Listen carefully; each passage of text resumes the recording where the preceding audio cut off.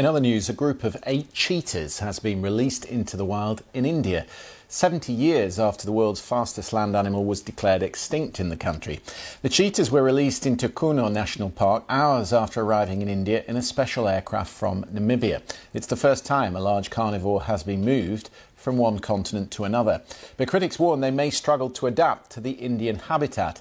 The BBC's Nitin Sravista has more. India has had a long history of cheetahs. From medieval times to the Mughal emperors, they used to be a royal escort in hunting expeditions. But in the 18th and 19th century, they themselves started to be hunted. One of the reasons given for their extinction. Another reason was that they are animals who are really reluctant to breed when under captivity.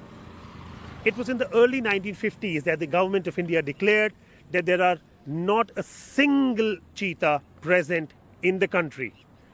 But now there is a lot of excitement in the country 70 years after they were declared extinct. 8 cheetahs from Namibia have arrived. 8 more are expected to be here from South Africa. This arrival of 8 cheetahs has been coincided with the Prime Minister Narendra Modi's birthday. But there still are some important questions which remain to be answered. These cheetahs, they were bred and they have come from Africa. They are now in a central Indian park where they will eventually be exposed to more than 150 leopards and bears and all animals for their survival. For now, they have been kept in quarantine zones. They are being monitored by drones. They have radio collars in their necks, and there are more than 400 people to watch their movements.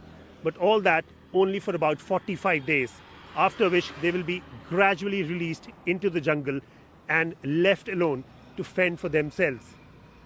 The big question is, will this cheetah, which has come from overseas, will survive in the Indian conditions after 70 years? Nitin Srivastava, BBC News, Delhi.